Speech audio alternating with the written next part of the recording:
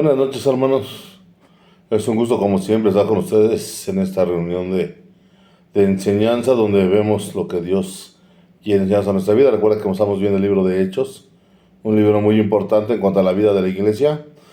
La iglesia tiene que aprender a actuar, debe de aprender a caminar, debe de aprender a ser como Dios la diseñó desde un principio.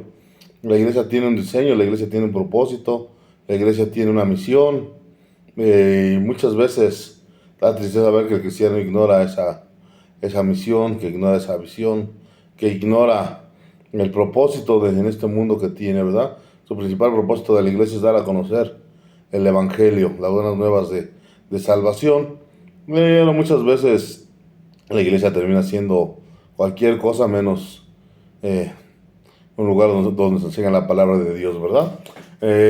Y esto ha sucedido durante toda la historia. Esto no es algo que nos esté pegando apenas, es algo desde la época de los apóstoles. Si hemos estado viendo, si has estado con nosotros, te has dado cuenta que la iglesia desde el principio ha sufrido ataques de diferentes lados, ¿verdad? De internos, de los mismos hermanos o pseudo hermanos que son fariseos que se involucran secretamente en la iglesia y que después tratan de poner tropiezo a los hermanos tratando de volver a reafirmar sus enseñanzas antiguas o creencias de sus padres, olvidando lo que dice la palabra de Dios. Recuerda que cuando venimos al Evangelio es algo nuevo, es algo completamente diferente, es algo de lo que ni tú ni yo tenemos experiencia, en este mundo no nos puede preparar.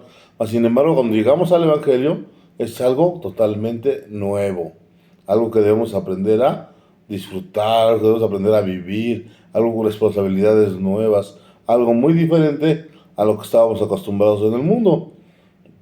Y por eso mucha gente cuando llega al Evangelio, cuando llega a la iglesia y no ha sido convertida al 100%, no se siente a gusto porque es algo que no está acostumbrado y es algo que no puede vivir. Cuando alguien que nada más pues, está de acuerdo con el cristianismo o le parece bonito o está por invitación de alguien o por quedar bien con alguien, nunca va a estar contento en la iglesia. El Señor se va a estar parando, se va a estar yendo, va a estar caminando, va a estar de aquí para allá. Van a dar indicaciones y no las va a hacer, no las va a llevar a cabo. Cuando haya problemas, se va a retirar. O cuando haya alguna situación, va a querer incluso poner de su cosecha. No, no, no. Yo opino que hagamos así, yo digo que hagamos de esa manera. Y se empiezan a meter ideas a la iglesia. Ideas raras, ideas que no tienen porque ya está que estar ahí. Algo que vamos a ver en este pasaje, que el que toma la decisión es el encargado de la iglesia. Y mucha gente quiere tomar esas decisiones, mucha gente quiere hablar, mucha gente quiere que su opinión también valga, pero hermano, dentro del cristianismo, en el cristianismo no hay democracia, no hay de que tomamos votos, no, no, no, en el cristianismo hay teocracia, es Dios gobernando y se acabó. No hay de que yo sé, yo puedo, tal vez. ¿Por qué decimos esto? Porque ahora vamos a hablar un poco sobre algo que se considera el primer, ¿cómo se llama? El primer concilio en Jerusalén, que tuvo que ser puesto porque ya todo el mundo quería opinar. Ya todo el mundo decía, no, esto está bien, no, esto está mal, esto debe de hacerse así, esto debe de ser de otra manera. Y cada uno opinaba y decidía y hablaba argüende de como pensaba que la iglesia debería de ser llevada a cabo. Imagínate todo el mundo dando su opinión, pues era una locura. Hasta que el líder de la iglesia, o los que estaban encargados, Pedro, Juan y Jacob, se levantan y dicen, no, no, no, espérense tantito. Aquí Dios ha puesto un orden y ese orden es el que vamos a seguir. Y ese orden es el que vamos a llevar a cabo. Y hoy en día no, es lo mismo. Hoy en día si hay iglesias donde se forman grupitos, hay iglesias donde el anciano o el encargado, el que tiene más tiempo, se empieza a hacer su grupito de personas porque como él también ya tiene tiempo y él también quisiera a lo mejor ser pastor o algo, empiezan a llevarse grupitos para querer separar a la iglesia. Nada más terrible que eso. Gente con mucho tiempo y de experiencia en la iglesia queriendo dividir la misma iglesia por deseos personales, por deseos propios. Eso es algo que Dios no avala en ninguna manera. Una iglesia dividida Es una iglesia que no está formada en el corazón de Dios. Las iglesias están para multiplicarse, no para ser divididas, ¿verdad? Entonces, para recordar rápidamente, recordábamos que Pablo y Bernabé ya regresaron de su viaje misionero y vienen contando todo lo que ha pasado con todos los gentiles que han recibido el evangelio y hay alegría, pero hay un grupo de judíos que son fariseos que supuestamente medio se han convertido a medias al cristianismo y dicen, no, si ellos quieren ser salvos se tienen que circuncidar y tienen que guardar la ley de Moisés. Pregunta, ¿a quién le dijeron? ¿Dónde dice eso? Le preguntaron a los apóstoles, no, ellos tomaron esa decisión. Recuerda que por lo mismo pasó con Pedro, cuando fue a ver a Cornelio. Le dijeron, pero Cornelio, Pablo, ¿qué has hecho? ¿Cómo se te ocurrió ir a meterte a la casa de ese hombre pecador, de ese hombre? Y hasta que Pablo relata su conversión, Pedro relata su conversión, lo mismo que en ese pasaje, van a decir, a mí me mandó el Espíritu Santo. A mí me mandó Dios. ¿Tienes algún problema? Ve con Dios. Ve con Dios porque esta gente lo que quiere es que también ellos sean tomados en cuenta. Ellos quieren que quieren hablar, quieren decir, quieren organizar, pero no son capaces de obedecer. Porque lo primero que Dios había dicho es de que era un nuevo pacto. Y en el nuevo pacto ya las cosas pasadas ya no servían, pero ellos estaban aferrados a su viejo pacto, no lo querían dejar. No querían dejar su pacto de la circuncisión, su pacto donde decían que eran el pueblo especial, su pacto donde decían que eran el pueblo elegido, ese pacto donde decían que ellos iban a tomar la tierra por heredad. Ellos no querían dejar ese pacto porque se hacían de sentir orgullosos, pero no se daban cuenta que era un pacto que no había servido, que era un pacto antiguo que se tuvo que mejorar por uno mejor, tuvo que poner un pacto mejor. Pero ellos no lo querían soltar. Y ellos decían, no, nosotros estamos bien. Y cualquiera que quiera conocer de Dios, tiene que hacerlo a nuestra manera. Hoy en día está pasando exactamente lo mismo. Grupos de los llamados judaizantes o de los judíos cristianos o con el nombre que le quieran poner, donde quieren meter prácticas antiguas de Israel, prácticas antiguas de los judíos o de los fariseos a nuestra época. Disfrazado de conocimiento, disfrazado de cultura, disfrazado de una nueva visión, de como ellos le quieran disfrazar. Eso, mis hermanos, no está bien. La Biblia dice que esto ya pasó, esto ya tuvo su tiempo, el tiempo que iba a funcionar sirvió o no sirvió, pero ya pasó. Hoy estamos en el pacto, en el nuevo pacto de Jesús, ¿verdad? Que es por su sangre, que es por su gracia la salvación. Y hay gente que dice, pero nomás, pues sí, nomás. Y quisieran que les pusieran a hacer más cosas, pero hermanos, si luego no podemos con ese pacto que es de gracia, imagínate si nos exigiera cosas espirituales que tuviéramos que hacer, nadie sería salvo. Por eso es que él tuvo que cargar con todo el peso. Entonces, estamos en Hechos 15. Y vamos a leer del 5 en adelante para darle rápido, ya más o menos una explicación, pero para que se vea que por algunos de la secta de los fariseos que habían creído, se levantaron diciendo, es necesario circuncidarlos y mandarles que guarden la ley de Moisés, y se reunieron los apóstoles ancianos para conocer de este asunto. Y después de muchas discusiones, Pedro se levantó y les dijo, varones hermanos, vosotros sabéis cómo ya hace algún tiempo que Dios escogió que los gentiles oyesen por mi boca la palabra del evangelio y creyesen. Y Dios, que conoce los corazones, les dio el testimonio dándoles el Espíritu Santo, lo mismo que a nosotros, ni ninguna diferencia hizo entre nosotros y ellos, purificando por su fe sus corazones. Ahora pues, ¿por qué tentáis a Dios, poniendo sobre la cerviz de los discípulos un yugo en que ni nuestros padres ni nosotros hemos podido llevar? Antes creemos que por la gracia del Señor Jesús seremos salvos de igual manera y de igual modo que ellos. Aquí Pedro está dando una clase de teología, hermanos, de la salvación, que es con eso, mis hermanos, no debería de haber grupos que se atrevan a agregarlo, a quitarle cosas a la obra de Jesucristo para la salvación. La salvación ya está hecha, no necesitas ser judío, no necesitas ser griego, no necesitas circuncidarte, no necesitas sacrificios o no sacrificios, lo único que necesitas es la gracia de Dios en tu vida. Y se acabó, y ya eres salvo. Así de fácil, así de fácil. Pero desgraciadamente el corazón humano, muchas veces lleno de religiosidad, dice, no, pues a mí me ha costado tanto trabajo, ¿cómo es posible que nada más de un momento a otro ya sea salvo? No, ¿cómo? Tiene que hacer otra cosa. Si quiere ser salvo, tiene que ser como yo. Y los queremos volver a nuestra imagen y a nuestra semejanza. Cosa que no es así. El chiste de esto, del nuevo nacimiento, es que cada día nos parezcamos más a Jesús y no al hermano que está enfrente. Que obviamente al enseñarnos el hermano que está enfrente, en este caso el pastor, vamos agarrando de su sabiduría que Dios le ha puesto, vamos tomando de lo que Él nos va diciendo, y lógico que vamos a tener cosas de Él en nuestra vida a base de que lo hemos escuchado durante varios años o el poco tiempo que tengas. Algo se nos tiene que pegar de Él a fuerza, eso es normal, pero a lo que no quiere es que no, mi modelo es mi pastor, mi modelo es mi líder, mi modelo es aquel hombre. No, nuestro modelo debe de ser Jesús. Jesús dio la indicación, Jesús dio la obra, Jesús hizo la obra para que todo el mundo podamos salvarse. Para igual que ellos, dice, lo único que necesitamos nosotros es la gracia de Dios. Lo único que necesitan los gentiles es la gracia de Dios. No se necesita más.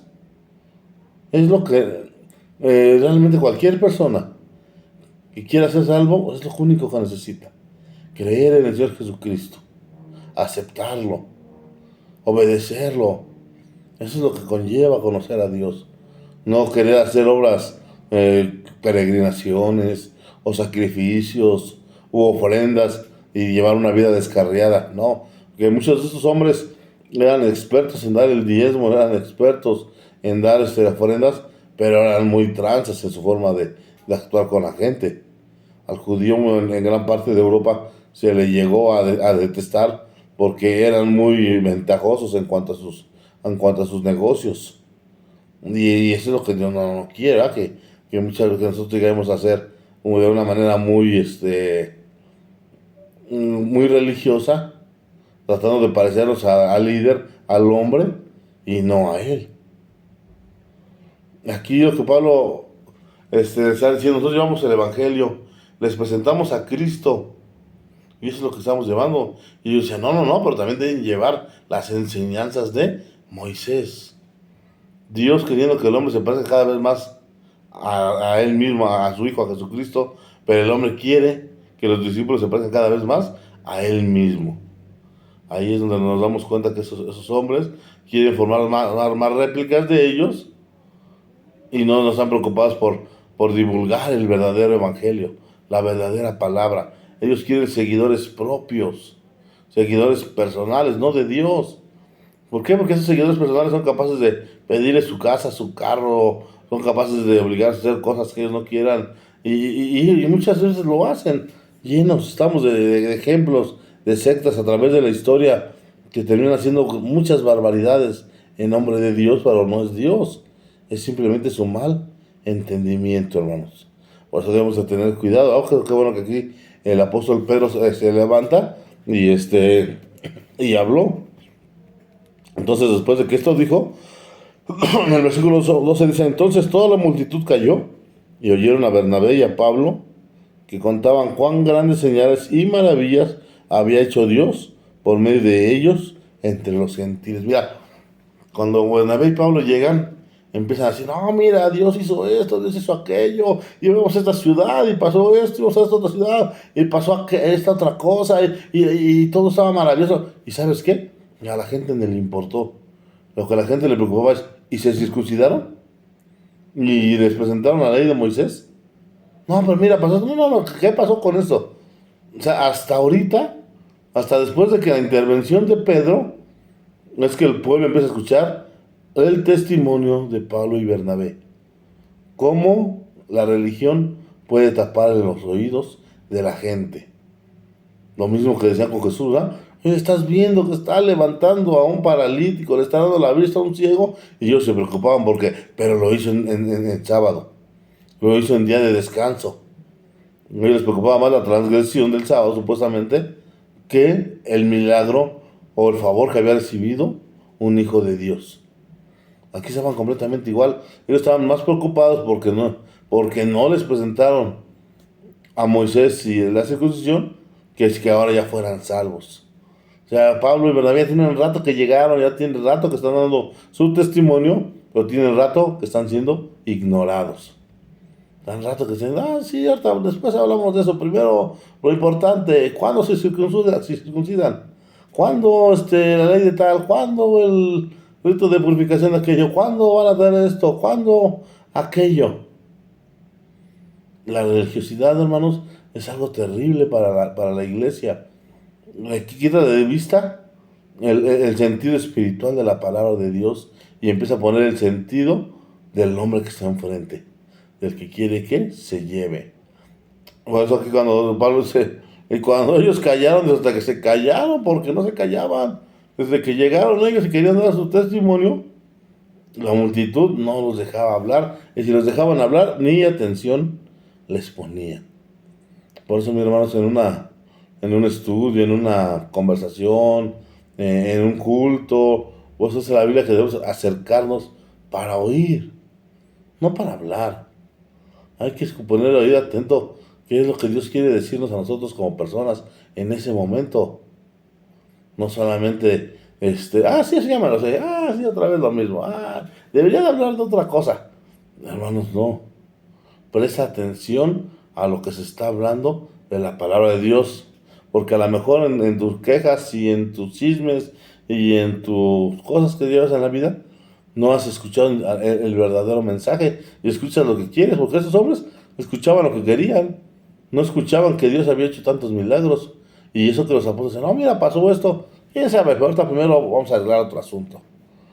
Por eso, si cuando ellos callaron, Jacobo respondió diciendo, varones hermanos, oídme.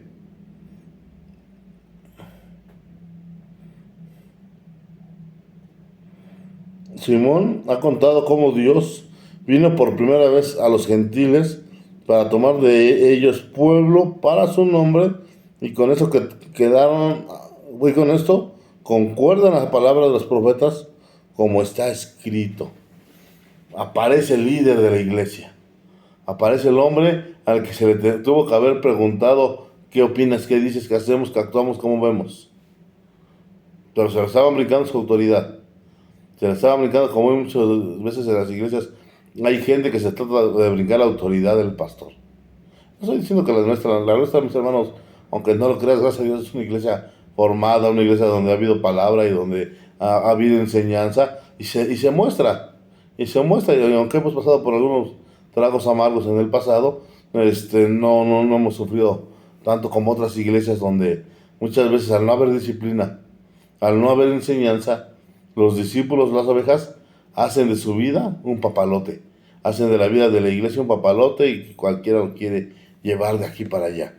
Entonces aquí cuando se levanta el líder de la iglesia, dice, y empieza a hablar, Simón nos ha contado cómo Dios visitó por primera vez a los gentiles para tomar de ellos pueblo para su nombre. ¿Y qué es la característica tiene este hombre? Dice, y con esto concuerdan las palabras de los profetas, un hombre estudiado en la Biblia, un hombre que conoce las escrituras. Hay mucha gente que dice que para qué lees tanto la Biblia, que mejor dedicas a hacer otras cosas. No, debes de conocer bien las escrituras. Jacobo conocía muy bien, por eso cuando todos estos hombres intentaban hablar, intentaban decir, intentaban poner sus propios puntos de vista para ser escuchados, él agarraba y decía, la Biblia concuerda, la Biblia dice esto, o la Biblia no dice eso, no hablas eso, y se acabó. Y si la Biblia no lo dice, no vamos a estar perdiendo el tiempo en esas cosas.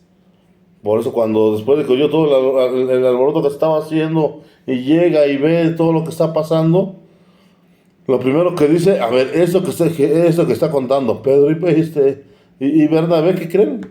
De acuerdo a la Biblia lo avala. La Biblia claramente dice que es verdad. Y dice, en la que dice, y por eso concuerdan las escrituras de los profetas, como está escrito, después de esto volveré y reedificaré el tabernáculo de David, que está caído, y repararé las ruinas y lo volveré a levantar para que el resto de los hombres busque al Señor. Y todos los gentiles sobre los cuales es invocado mi nombre, dice el Señor, que hace conocer todos estos sus tiempos antiguos, por lo cual yo juzgo que no se inquieta a los gentiles, que se convierten a Dios. Vemos un hombre que está lleno de la palabra de Dios, un hombre que conoce las Escrituras y un hombre que las interpreta. Y dice, esto que está pasando, claramente la Biblia lo avala. Claramente la Biblia dijo que tenía que pasar. Esto la Biblia lo está avalando. Y dice él, y si la Biblia lo avala, yo lo avalo. Esos son los líderes, mi hermano, que debe de tener la iglesia. Muchas veces también hablamos de las ovejas, ¿verdad? Pero también es importante ver qué actitud tienen los líderes. Hay líderes que dejan que cualquiera que llegue y predique. Me acuerdo que conocí una iglesia, estuve en una iglesia donde ni conocían a la gente, nunca la habían oído predicar. Pero por ahí alguien decía, no, mira, ahí está este hermano que es de tal lugar, tráetelo para ver qué te dice para nosotros, tráelo para acá. Y muchas veces decían cada cosa, hermanos. Y muchas veces hablaban cada herejía. Y luego le decíamos al pastor, oiga, pastor, pues es que te creo que ni cristiano es. Ya. Eso es lo que Dios tenía para nosotros hoy y ya con eso. No, hermanos, el verdadero el encargado de la iglesia de Dios, el ángel de la iglesia o el pastor de la iglesia, se cuida a él, cuida a su familia y cuida a la iglesia de estos falsos maestros y no les anda soltando el micrófono tan fácil. Por eso debemos de ser gente muy, muy precavida, ¿verdad? Debemos de venir y estar dispuestos a escuchar la palabra, pero también debemos estar atentos a que cualquiera se puede equivocar. Pero también hay mucha gente que llega con la intención de engañar. Y si no estamos preparados, nos pueden engañar muy fácilmente. Gracias a Dios en este libro, por la vida de Jacob, que estaba preparado. Jacob conocía las Escrituras. Imagínate, si no nos hubiera conocido las Escrituras, hubiera dicho, híjole, sí, pues quién sabe qué digan las Escrituras. Pues por las dudas vamos a quemarlos para que no haya problema. O vamos a apedrearlos, ¿no? Pero no, porque él conocía las Escrituras y sabía que esto era voluntad de Dios. Así es que, mis hermanos, debemos de dar gracias por esos líderes dentro de las iglesias que se paran enfrente del rebaño y lo cuidan y lo protegen. Por eso aquí cuando dice la palabra de Dios, dice en el 15, y con esto concuerda las palabras de los profetas, como está escrito. Y algo bien importante, aquí Jacob empieza a hablar palabra de Dios.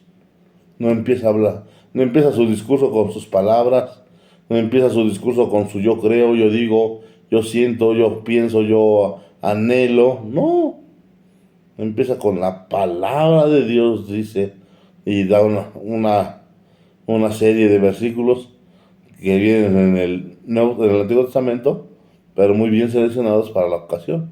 Es que nos habla de un hombre preparado, de un hombre que conocía al 100 la palabra de Dios. Entonces, también ese tipo de hombres necesita que la iglesia ore por ellos, necesita que la iglesia agradezca a Dios por ellos. Nosotros tenemos en nuestra iglesia a nuestro pastor y la responsabilidad de nuestro pastor es orar por su iglesia, orar por los miembros, poner en las manos de Dios cada uno de nosotros, pero también nosotros tenemos la obligación de poner a Dios, a poner a Dios la vida de nuestro pastor constantemente. Señor, cuídalo, Señor, protégelo, dale sabiduría, dale entendimiento, llénalos de salud, todas esas cosas que muchas veces se las queremos decir los domingos, ¿verdad? Pero luego tiene mucha gente que está ahí alrededor. Hazlo delante de él, hazlo en oración, preséntalos delante de oración a nuestros pastores, porque son gente que tú no lo creas, es gente que se para en las mañanas o cuando ora y se para frente a la iglesia y ora por nosotros, hermanos. Así como Jacob, ¿verdad? Y Jacob agarró y empezó a hablar pura palabra de Dios, empezó a hablar puros pasajes de la palabra. Cuando tú vas con un hombre que se dice hombre de Dios y lo que empieza a darte es consejo humano y no abre la Biblia para nada, mis hermanos, es muy peligroso. Hay que tener mucho cuidado. El Señor dice, después de que ya habló, ya dio su discurso, ya fue a las Escrituras, dice, por lo cual yo juzgo que no se inquieten los gentiles, que se convierten a Dios. ¿Por qué juzgó esto? Porque era algo de acuerdo a lo que estaba escrito en la palabra de Dios. No quiere decir, bueno, yo ya leí en la Biblia que sí, que los gentiles van a venir a adorar a Dios, pero eso no me interesa. Eso que lo vean después. Ahorita aquí, que paguen la multa. No, ¿verdad? Hasta lo que nos damos cuenta es de que estos hombres, estas mujeres, desde un principio luego tienen ese anhelo de Dios. Quieren buscar de Dios. Y Él, encargado, debe de llevarlos a la palabra de Dios. El líder debe llevar a las ovejas a la presencia de Dios. El pastor debe llevar a las ovejas a la palabra de Dios. No a sus palabras. Aunque dice aquí, aunque empieza diciendo, por lo cual yo juzgo, pero más que nada se refiere a su interpretación de acuerdo a lo que está escrito en el texto. De acuerdo a lo que está escrito en el texto, pues ellos no han hecho nada malo, dice, todo está bien. En el 20 dice, que se habla el silencio, por lo cual yo juzgo que no se inquieta a los hermanos que se convierten a Dios, sino que se les escriba que se aparten de la fornicación de los ídolos, de fornicación, de ahogado y de sangre. Aquí, hermanos, el apóstol, vamos a decir, Santiago, Pedro y Juan dicen, ok, no tienen que llevar la ley judía a cabo para ser salvos, pero sí tienen que llevar unos puntos de vida donde demuestren su cambio de naturaleza. ¿Por qué? Más que para demostrar su autoridad sobre ellos, es puro beneficio para aquel que lo hace. ¿No crees que cuando Dios da una ley es porque a él afecta más? No, es porque nos afecta más a nosotros. En el no robarás, el beneficiario de no robar eres tú. En el de no adulterar, el beneficiario de no adulterar eres tú. Aquí está diciendo, dice, por lo cual juzgo que no se inquieta a los gentiles que se convierten a Dios, sino que se les escriba que se aparten de la contaminación de los ídolos. Eso es porque es lógico que cualquiera que se ha salido de ese mundo de ídolos, lo más normal es que no vuelva a tener un contacto con un ídolo de barro, con un ídolo de madera o de piedra. Eso la Biblia lo da tan por hecho que dice, no tengo ni qué decirlo, pero bueno, pues escríbeselos, pónselos ahí. Cualquier cristiano, oye hermano, eso se está diciendo a los cristianos que conocen de Dios, a los hombres que han entregado su vida a Dios, a los hombres que han decidido seguirle, les da estas indicaciones. Que se aparten de la contaminación de los ídolos. No puede haber un ídolo en la casa de un cristiano. Si quieres platicar ese tema más en corto, ahí está el pastor, ahí está el hermano Cruz, ahí estoy yo para poder hablar si es que aún tienes tema con esta enseñanza. Pero es un punto que va a dar el Espíritu Santo. No puede haber ningún ídolo en la casa donde dice que se me adora. Es algo que corta de tajo, ¿verdad? Que no da opción bueno, una medallita, bueno, un chiquitito. No. Es una indicación certera. O sea, olvídate de eso, no es para que te vuelvas más santo, no, es para que no te contamines, porque ve como dice, que aparte de la contaminación, eso, mis hermanos, es una contaminación para tu vida espiritual.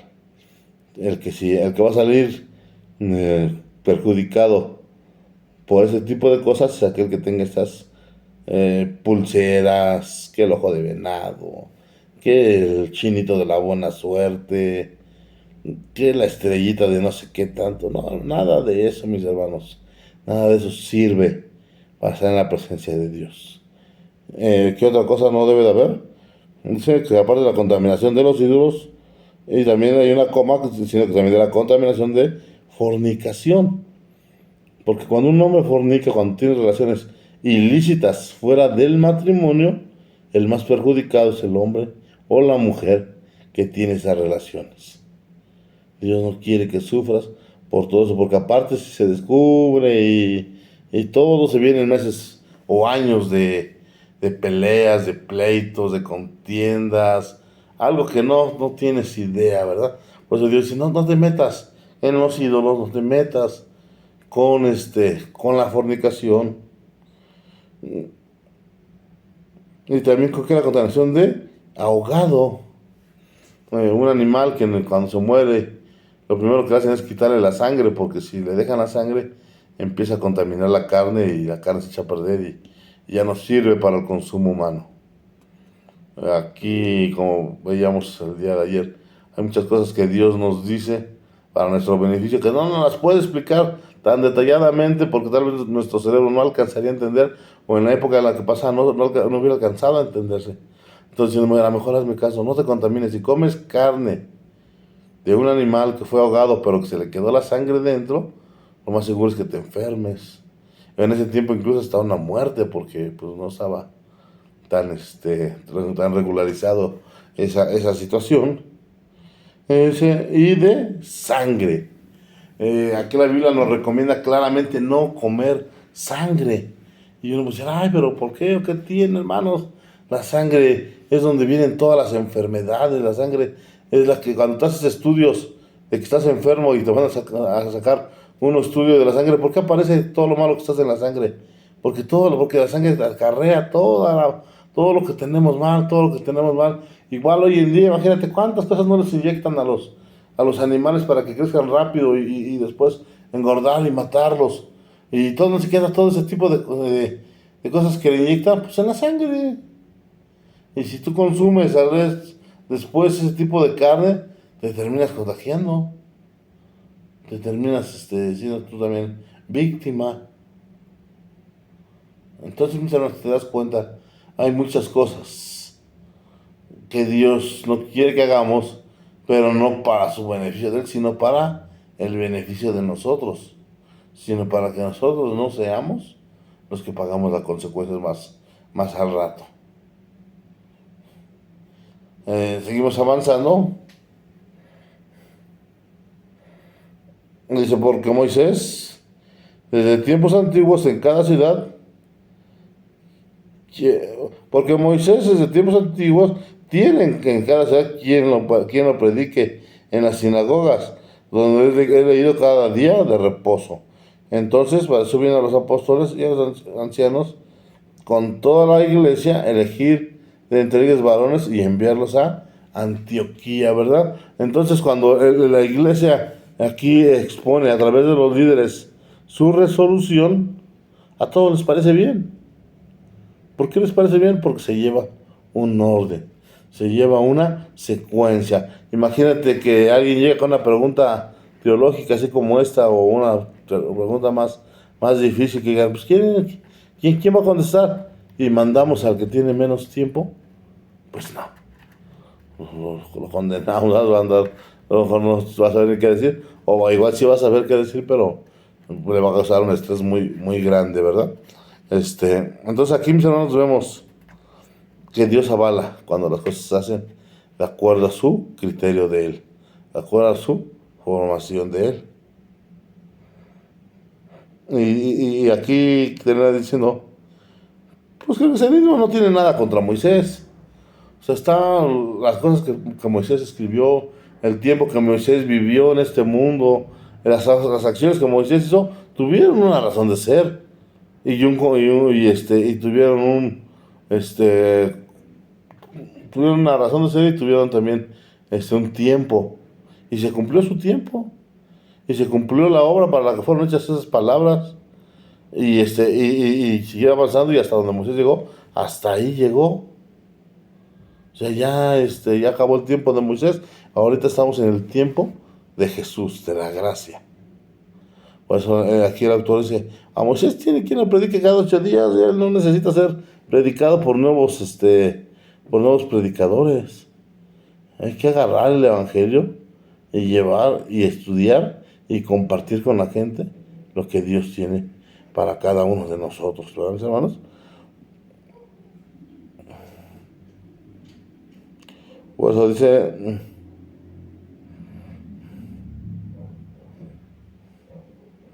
¿dónde nos habíamos quedado? en el servicio por lo cual no digo por lo cual juzgo, sino que se escriba que aparte de la condenación de los ídolos, de la fornicación, de abogado y de sangre, pues como entonces pareció bien a los apóstoles y a los ancianos con toda la iglesia, elegir entre ellos varones y enviarlos a Antioquía con Pablo y Bernabé. Dijeron sí, porque llevaban una ofrenda y de esta iglesia de Antioquía hacia Jerusalén y la entregaron, ¿verdad? Entonces, bueno, ahora vamos a hacer algo, vamos a mandar unos representantes de aquí para que ellos sepan realmente a qué acuerdo hemos llegado. Y dice la Biblia que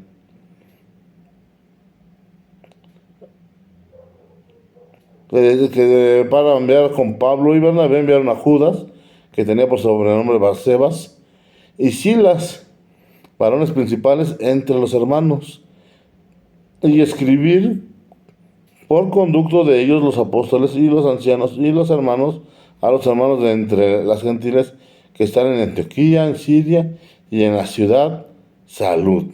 ¿Y qué van a escribir ellos? Una carta. ¿Qué carta? Donde ellos dicen, hermanos, ustedes no están obligados a hacer ninguna obra del Antiguo Testamento, del servicio de la circuncisión y de ofrendas de holocaustos. No tienen ninguna obligación de hacerlo. Nadie puede obligarlos. Y sobre todo apenas de quedar excomulgado algo, no, hermanos. Esas cosas no las inventamos nosotros de ser excomulgados. Lo que menos quiere Dios es que sus hijos se vayan al mundo, ¿verdad?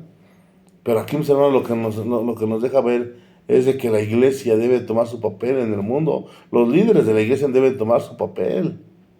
No podemos estar ignorando cuánta gente trata de meter su cuchara en esto de la iglesia.